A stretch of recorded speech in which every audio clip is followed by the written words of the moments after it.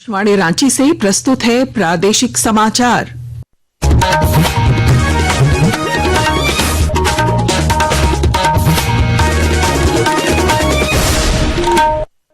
नमस्कार, प्रादेशिक समाचारों के साथ मैं पूनम करकेट्टा। पहले मुख्य समाचार। 4 दिवसीय दौरे पर रांची पहुंची 16वें वित्त आयोग की टीम ने मुख्यमंत्री हेमंत सोरेन से की मुलाकात। हेमंत सोरेन ने कहा, राज्यों को मिलनी चाहिए वित्तीय उपयोग की आजादी। राज्य में पेसा कानून लागू नहीं होने पर भाजपा ने सरकार पर किया कड़ा प्रहार। रघुवर दास ने कहा, सरकार विदेशी धर्म मानने वालों के दबाव में। झामुमो ने कहा, धर्म से बाहर निकले भाजपा। सुप्रीम कोर्ट ने झारखंड में 26,001 सहायक आचार्य नियुक्ति परीक्षा का परिणाम 1 माह में जारी करने का दिया आदेश। रांची समेत राज्य भर में आज तेज हवा के साथ बारिश और वज्रपात की संभावना। और पूर्वी क्षेत्र फुटबॉल चैंपियनशिप के लिए झारखंड टीम घोषित। 31 मई और 1 जून को रांची में होंगे मुकाबले। और अब समाचार विस्तार से। 16वें वित्त आयोग की टीम 4 दिवसीय झारखंड दौरे पर है। अपने दौरे के पहले दिन आयोग के सदस्यों ने मुख्यमंत्री हेमंत सोरेन से रांची में उनके सरकारी आवास पर मुलाकात की।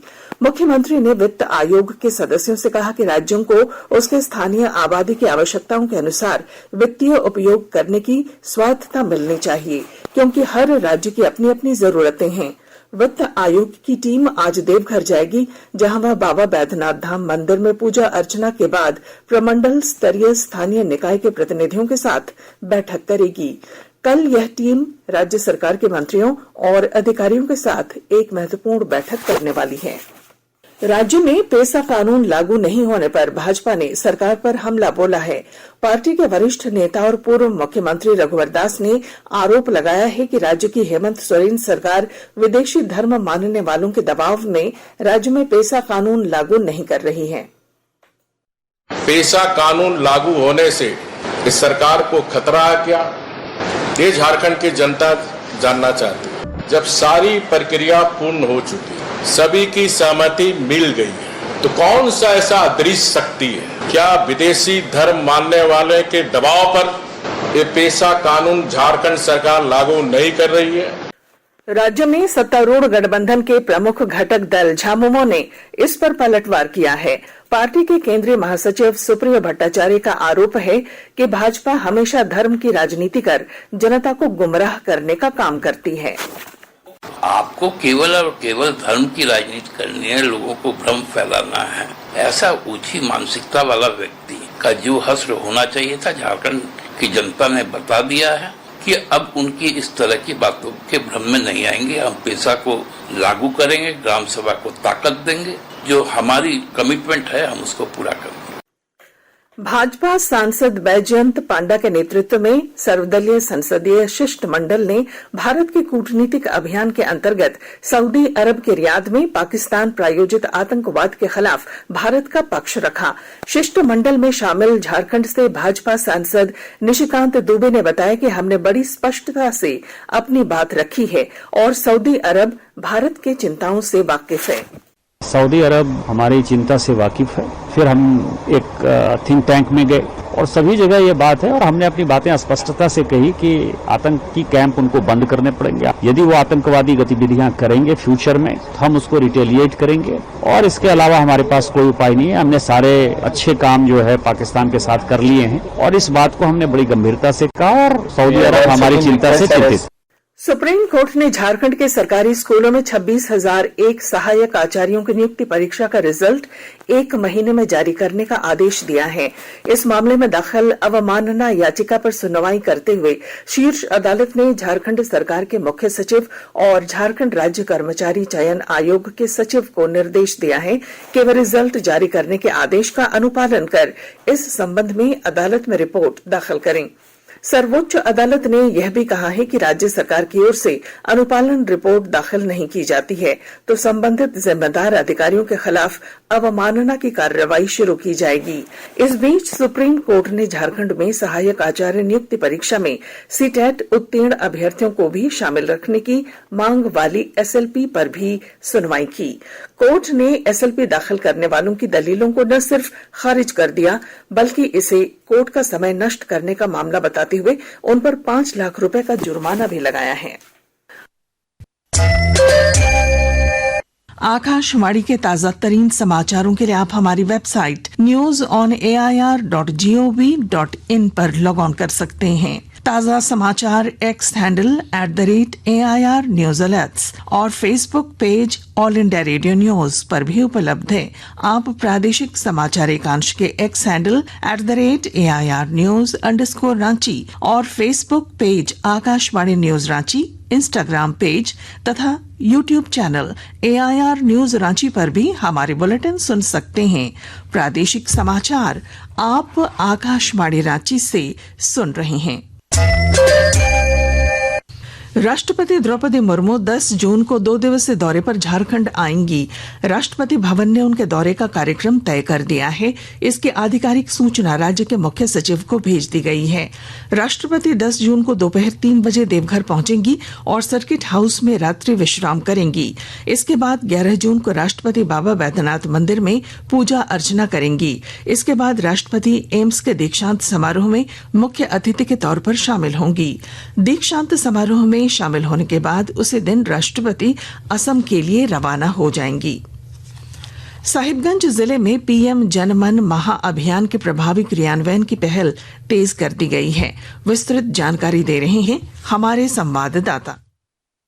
साहिबगंज जिले के 5 प्रखंड बरहेट, भूरियो, पतना, तलझारी और मंडरों को पीएम जनमन योजना के तहत आच्छादित किया गया है। इन सभी चयनित प्रखंडों में इस महाअभियान के माध्यम से सुरक्षित आवास, पेयजल, शिक्षा, स्वास्थ्य इत्यादि सुविधाओं का विकास किया जाना है। साथ ही इन पीवीटीजी गांव में अस्थायी जीविकोपार्जन हेतु भी कार्य किया जाएगा। सरकार द्वारा इन प्रखंडों में इसी वर्ष सितंबर तक 10,000 आवास बनाने का लक्ष्य मिला है। इन जगहों पर रोजगार दिवस सृजन हेतु मनरेगा के कार्यों पर भी विचार किया जा रहा है। आनंद कुमार ओझा, आकाशवाणी समाचार, साहिबगंज।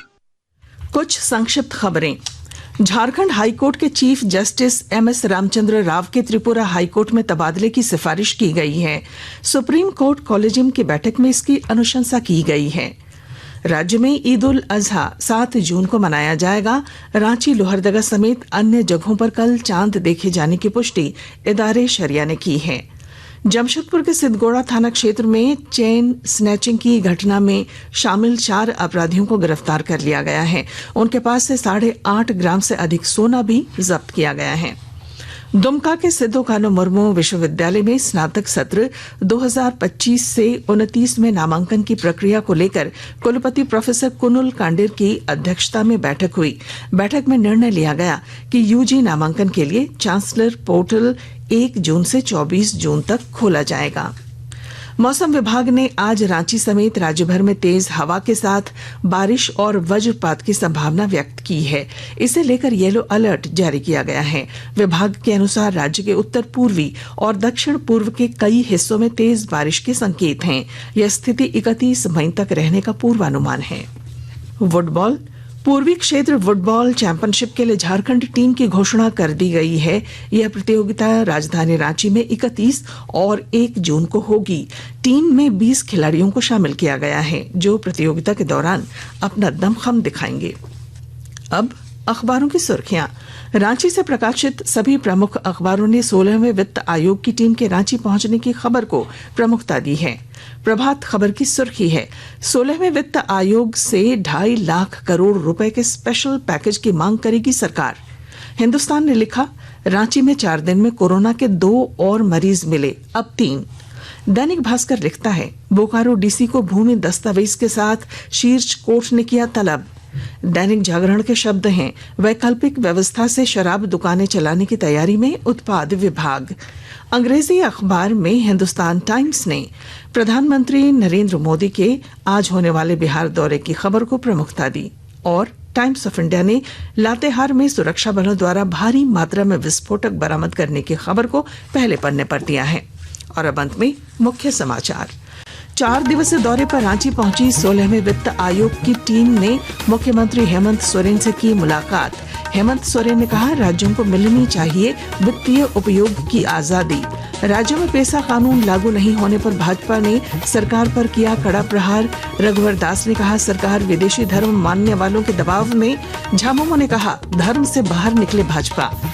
सुप्रीम कोर्ट ने झारखंड में 26,001 सहायक आचार्य नियुक्ति परीक्षा का परिणाम 1 माह में जारी करने का दिया आदेश।